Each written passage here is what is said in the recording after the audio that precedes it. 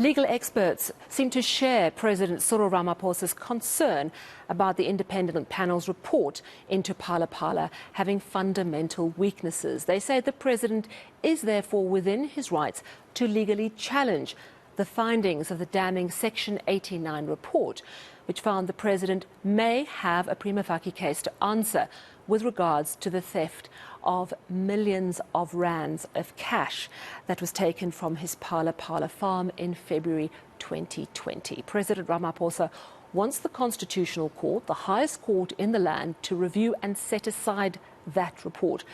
And of course, if Parliament votes next week to go ahead with an impeachment committee, which of course is very unlikely due to the fact that the ANC has already said they will vote against it, but that could have paved the way for the president's impeachment. Ayesha Ismail reports. These Western Cape ANC members want the president to step aside if he wants to clear his name. They also want the impeachment process to go ahead. If we are going to continue protecting President Cyril Ramaphosa, the ANC will be tainted.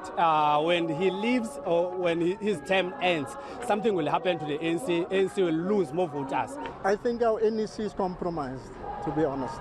There's too much skeletons about everybody, so nobody wants to say anything about anybody else. But constitutional law expert Lawson Naidu says the president is challenging the report in court on the legal basis on which the panel reached its conclusion. Parliament has decided that they're going to go ahead with the debate on that report, which was initially scheduled for the 6th of December, has now been postponed by a week to the 13th.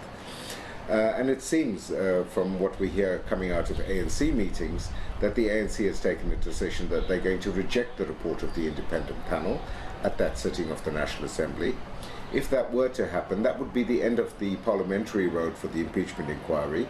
This means there will not be a second stage, which is the establishment of an ad hoc committee to further investigate the complaint lodged in the motion. And it may also be the end of the matter so far as the legal challenge is concerned, because it is arguable that at that point the question before the court becomes a moot one, because the report then has no status. It is not a report before Parliament, and the court may well decide that it would be futile for it to adjudicate on the report when Parliament, as the primary body to whom the report was handed, has rejected that report. But there are still other investigations taking place by the Hawks, the South African Reserve Bank and the Office of the Public Protector. Ayesha Ismail, Cape Town.